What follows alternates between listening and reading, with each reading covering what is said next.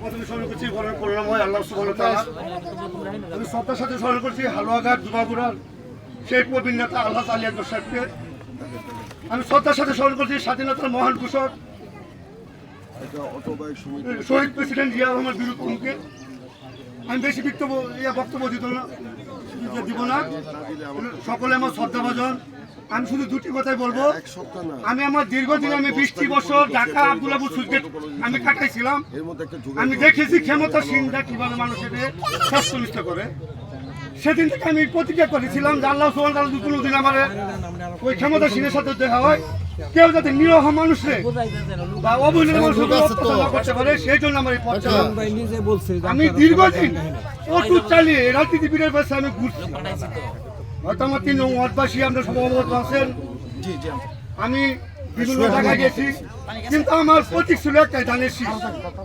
কেউ বলতে পারবো না কারো কাছে আমি একটি খাইছি বা গেছি। আমার নিজের অটু চালাই অর্থ দিয়ে আমি এই দলের জন্য কাজ করেছি, শুধু একমাত্র এলাকার জন্য। আজ আমি শ্রদ্ধার সাথে স্মরণ করছি বাংলাদেশ জাতীয়তাবাদী বিএনপির যুগ্ম মহাসচিব আমার শ্রদ্ধাভাজন আল্লাহ মোহাম্মদ ইমরান সালেহীন সাহেবকে। আমরা আর ভুল করতে চাই না। আমরা 91 ভুল করেছিলাম, ভোট দেওয়া। আমরা কেউ মানবতা চাই না, কেউ টান চাই না, কেউ মহব্বত চাই না। আমরা হালুয়াঘাটের উন্নয়ন চাই। আজকে এমপি মন্ত্রী হইতো, তার একটা কলমের খুঁজা আমার হালুয়াঘাট উন্নয়ন। আমরা প্রিন্স ভাইকে হারাতে চাই না। আমার মতো সুহাগী কুরবানি হয়ে যায় আবৃত্তি নয়। প্রিন্স ভাইরা হালুয়াঘাটে ধানের শীষের এমপি বানিয়ে পরে করে ফিরবো ইনশাল্লাহ। আর একটি কথা, কিছু লোক সমালোচনা করতেছে প্রিন্স ভাইয়ের বিরুদ্ধে চাঁদা উড়ায়।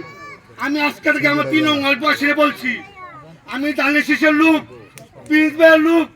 আমি যদি কারো কাছে 5 টাকা বা ক্ষমতা অপব্যবহার করি, আমাকে বাইক দেয়া বিপ্লব মামারে প্রিন্স ভাইয়ের খবর দিবেন।